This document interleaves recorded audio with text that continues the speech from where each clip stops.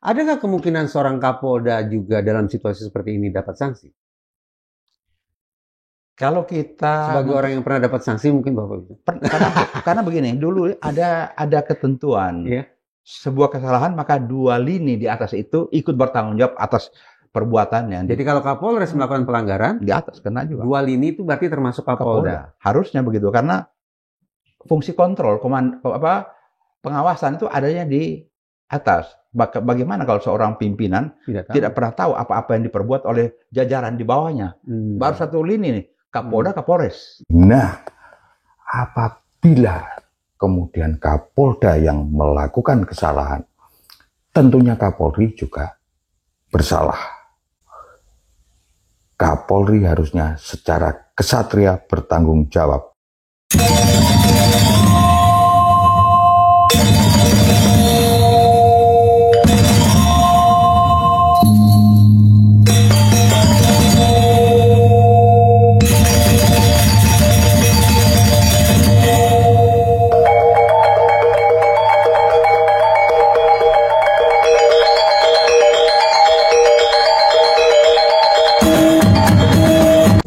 Selamat berjumpa kembali di channel kami, di Revolvere Channel. Merdeka. Kita semua belum lupa 7 bulan lalu saat awal Presiden Prabowo menjabat.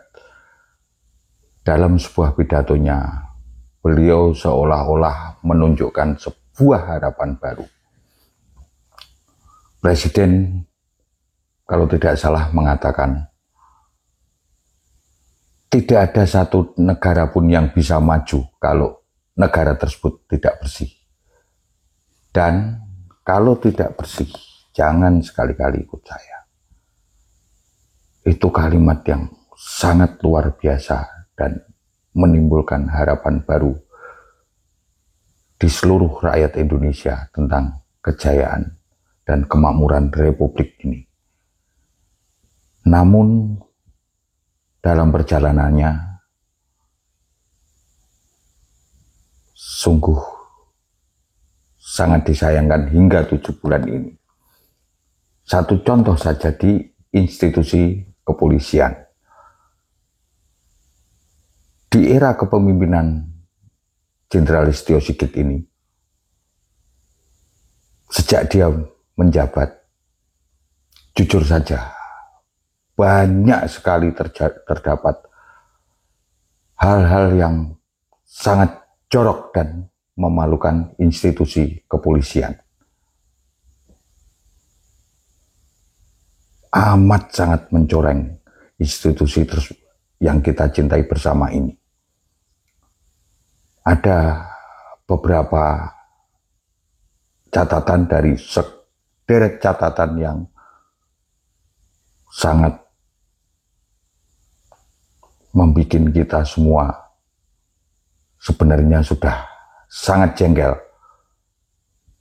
Di antaranya adalah pencederaan demokrasi, dan kemudian timbul istilah Partai Coklat atau Partai Coklat yang sangat populer pada saat Pilpres dan pemilihan kepala daerah langsung yang baru lalu.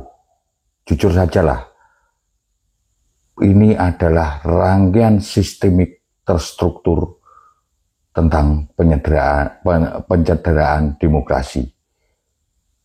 Kemudian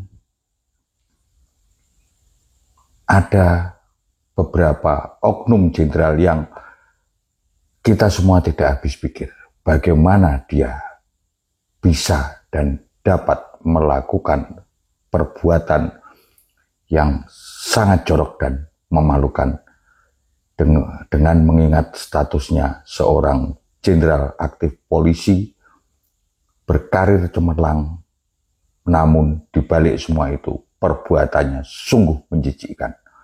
1. Verdi Sambo.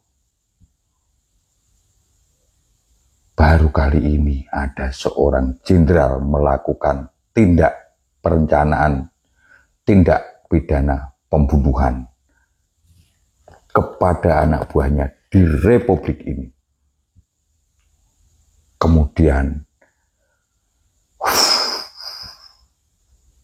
ada lagi yang saya sendiri sampai geleng-geleng kepala, apa yang dilakukan oleh Teddy Minahasa, seorang Kapolda ternyata menjual narkoba dalam jumlah yang sangat besar dan dia memaksa bawahannya untuk melakukan tindak pidana tersebut. Sama halnya dengan apa yang dilakukan Verdi Sambo yang akhirnya juga menyeret anak buahnya dalam suatu perbuatan tindak pidana.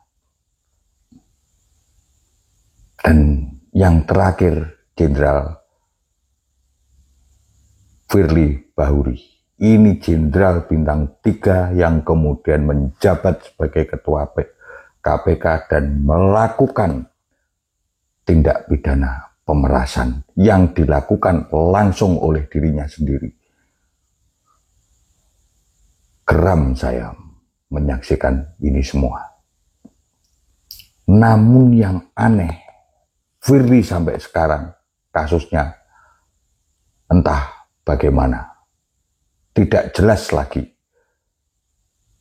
Sampai sekarang masih berkeliaran menghirup udara bebas, padahal statusnya sudah sebagai tersangka. Ini evaluasi kepada Anda, Jenderal Sigit. Bagaimana kasus Firly ini?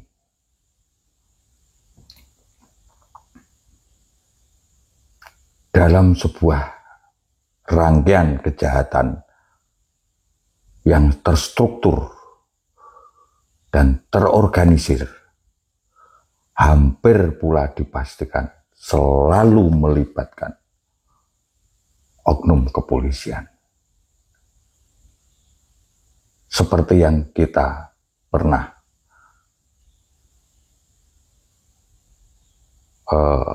saksikan pada saat itu, salah satu perwira menengah di Polda Sumut melakukan rangkaian kejahatan terstruktur penyelundupan BBM.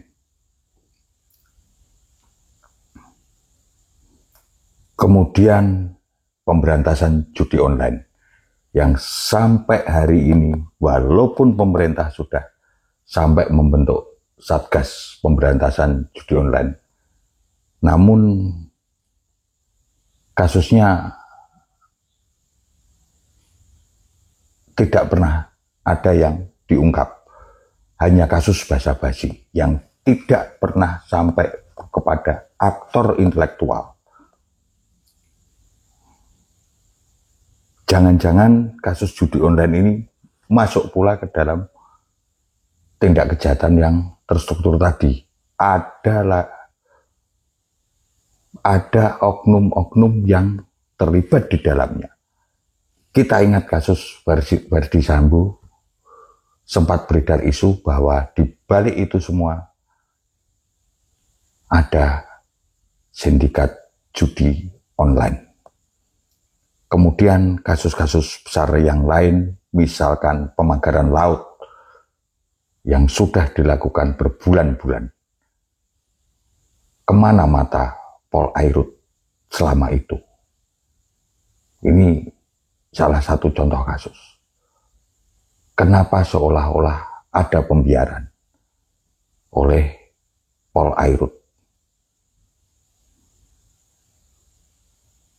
Dan kemudian walaupun Kapolri bersikap sangat lunak, namun jajaran di bawahnya tergambar anti kritik. Kita belum lupa tentang kasus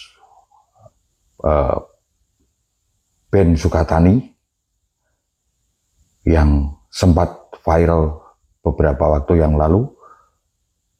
Apa yang disuarakan oleh Ben Sukatani, saya kira itu adalah cerminan keadaan di tubuh kepolisian hingga saat ini.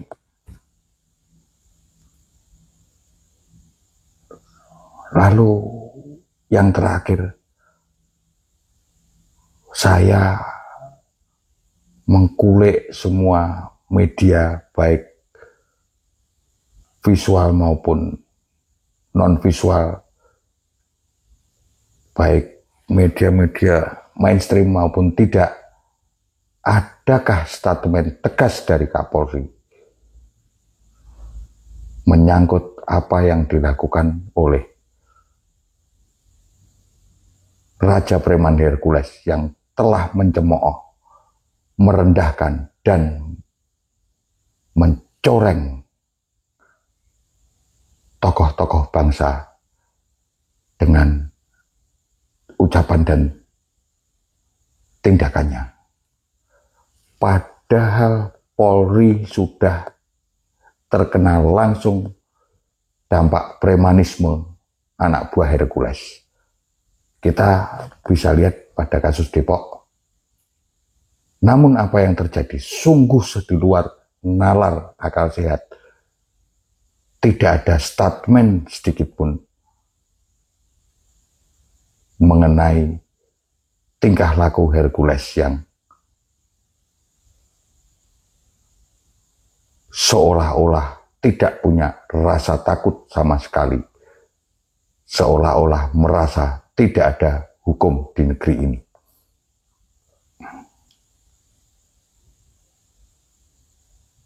Sangat-sangat disayangkan.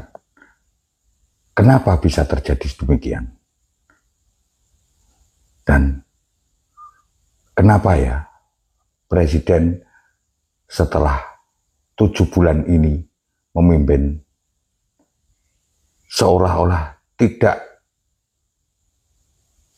melakukan evaluasi tentang pejabat-pejabat inti di sekelilingnya. Kapolri termasuk pejabat inti di sekeliling Presiden karena dia adalah penanggung jawab utama daripada keamanan dan kenyamanan dan ketertiban masyarakat seluruh Indonesia. Ini harus clear and clean kalau memang Presiden konsekuen dengan ucapannya tadi. Presiden belum ada gelagat mengevaluasi dan atau bahkan mengganti dari Kapolri Jenderal Listio Sigit. Kalau saya jadi Presiden, terus terang aja Kapolri nomor 1 saya ganti. Karena jujur saja Kapolri ini kan dipilih oleh Presiden yang lama dan jabatannya pun sudah terlalu lama. Ada apa dengan ini? Janganlah kemudian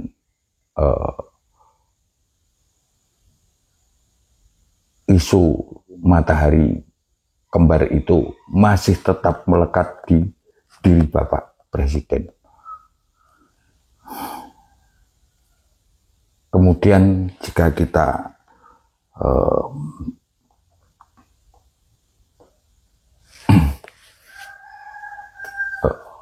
menilai ya, kenapa oh ya, saya lupa lagi. Ada kasus besar pula yang ini sangat membuat rakyat ini murka. Seorang Kapolres di Ngada melakukan tindak pencabulan oleh anak di bawah kepada anak di bawah umur. Ada apa sebenarnya di tubuh Polri ini? Kenapa banyak personil yang kemudian bermasalah dan masalah-masalah yang ditimbulkan oleh personel tersebut sangat vital dan fatal. Misalkan Jenderal Teddy Minahasa, Kapolres Ngada, dan Verdi Sambo. Lalu Firly Bahuri yang melakukan langsung pemerasan, tindak pidana pemerasan. Ada apa sih sebenarnya yang terjadi? Ataukah mungkin ini pola pemilihan Jokowi yang memilih Listio Sigit, sedangkan kita tahu semua bahwa Listio Sigit ini terpilih jadi Kapolri melampaui beberapa angkatan di atasnya.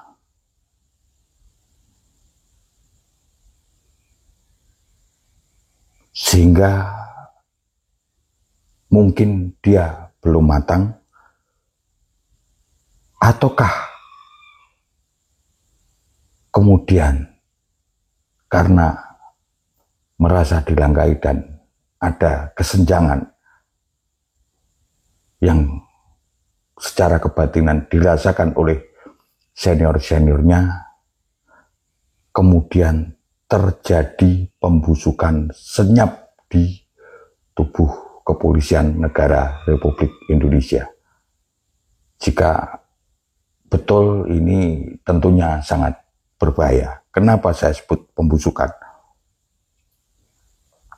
Lihatlah bagaimana Verdi Sambo sebelum terjerat kasus. Dia adalah perwira yang masuk dalam apa yang disebut the rising star Kepolisian Negara Republik Indonesia. Sama halnya dengan Teddy Minahasa.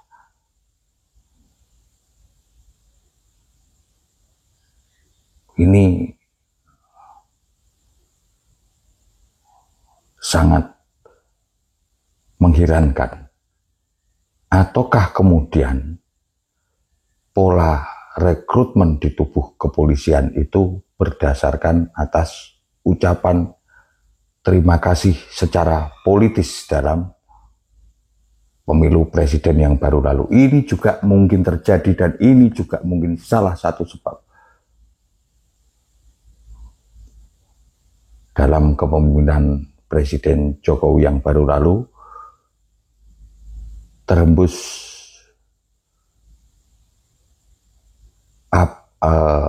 isu apa yang dinamakan geng Solo, dan ini rupanya penempatan yang berdasarkan perkoncoan dan mungkin juga ucapan terima kasih yang kemudian berdampak kepada apa yang kita ungkapkan di atas tadi. Kemudian di dalam kepolisian sampai hari ini masih menganut apa yang dinamakan komando kepemimpinan. Seperti yang diungkap Komisaris Besar Purnawirawan Alfon Lemo berikut ini. Ada isu organisasi yang harus ditelisik. Itu satuan kerja apa, Pak? Yang mencoba mencari tahu tentang adanya misalnya bolong-bolong pada aspek yang kita perbincangkan ini. Paminal. Apa itu Pak Paminal? Pengamanan internal. Jadi di atasnya Propam, di bawahnya ada Paminal, ada Provos. Adakah kemungkinan seorang Kapolda juga dalam situasi seperti ini dapat sanksi? Kalau kita sebagai orang yang pernah dapat sanksi mungkin Bapak bisa. Karena begini, dulu ada ketentuan. Sebuah kesalahan maka 2 lini di atas itu ikut bertanggung jawab atas perbuatannya. Jadi kalau Kapolres melakukan pelanggaran, di atas kena juga. 2 lini itu berarti termasuk Kapolda. Harusnya begitu, karena fungsi kontrol, pengawasan itu adanya di atas. Bagaimana kalau seorang pimpinan tidak pernah tahu apa-apa yang diperbuat oleh jajaran di bawahnya? Baru 1 lini nih, Kapolda, Kapolres. Mengingat besarnya persoalan ini, Pak Alfons yakin nggak bahwa Kapolda juga akan dipermasalahkan? Tergantung Kapolri. Tergantung bagaimana masyarakat melihat sejauh mana sih pimpinan Polri ini melihat ini sebagai sesuatu yang patut untuk dipersoalkan, mencari jalan keluar, perbaikan. Sebab kalau seperti begini sering-sering, lama-lama terlalu banyak yang harus jadi masalah di kepolisian, organisasi kepolisian ini. Artinya tidak ada kejadian dan kesalahan yang hanya serta-merta hanya bawaan saja yang terkena sanksi.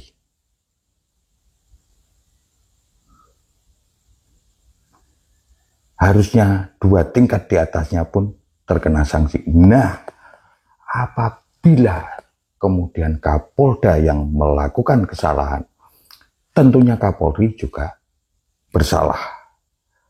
Karena kasus Teddy Minahasa,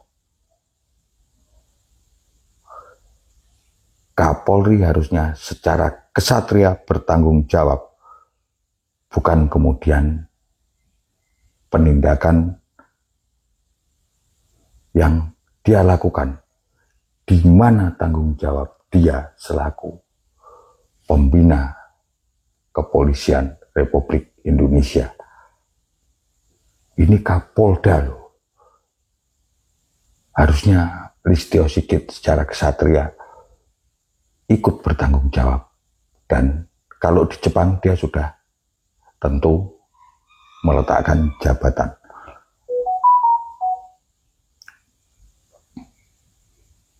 Nah, lebih ke dalam lagi saya sedikit mensoroti kebijakan Jenderal Listio Sigit tentang apa yang dinamakan restorasi justice. Restorasi justice ini menurut saya adalah peluang. Kebijakan restorasi justice ini, saya ulangi, adalah peluang yang kemudian berdampak kepada potensi terjadinya gratifikasi. Kenapa demikian? Restorasi justice kemudian memberi peluang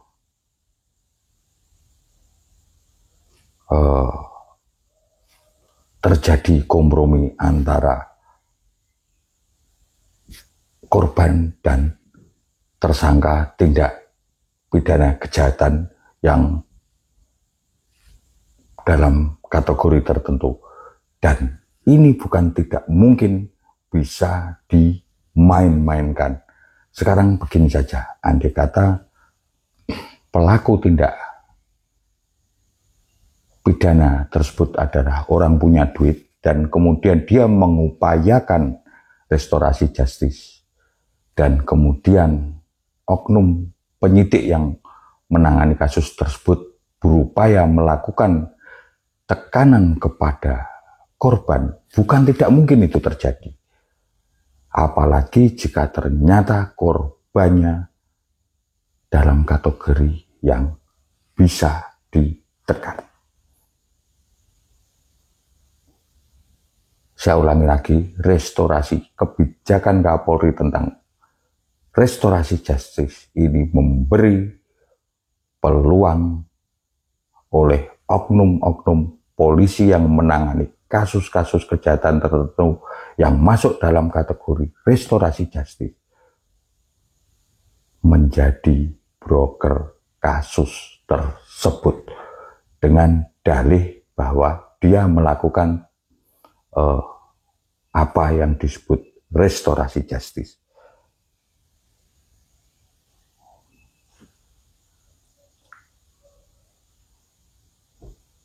Kita semua cinta kepolisian negara Republik Indonesia. Tanpa polisi akan terjadi kesemrawutan dalam bertatanan hidup dan bermasyarakat. Namun kemudian kita pun juga karena kecintaan ini, kita tidak rela apabila institusi ini menjadi demikian. Bukan institusinya, namun oknum-oknumnya. Dan oknum-oknum ini kami lihat dalam era kepemimpinan Pak Sigit ini sudah sangat keterlaluan. Baru kali ini ada perwira tinggi jual narkoba, baru kali ini ada perwira tinggi melakukan pembunuhan sekaligus juga otak pembunuhan yang kemudian menjeret banyak oknum polisi yang mungkin tidak tahu apa-apa dan mungkin juga dia polisi yang baik dan mungkin juga dia kemudian berkarir cemerlang. Seorang jenderal bintang 3 juga melakukan tindak pidana pemerasan. Seorang perwira menengah melakukan tindak pencabulan terhadap anak di bawah umur dan masih banyak lagi. Pak Prabowo, segeralah satu kata, satu perbuatan. Nyatakan apa yang Anda ungkapkan pada awal kepemimpinan Anda itu. Bersih-bersihlah segera di tubuh Polri. Saran saya segera ganti Kapolri karena beliau sudah menjabat terlalu lama. Ini kami ungkapkan karena sekali lagi kita semua cinta Polri. Sekian dari kami, dari Revolver Channel Merdeka.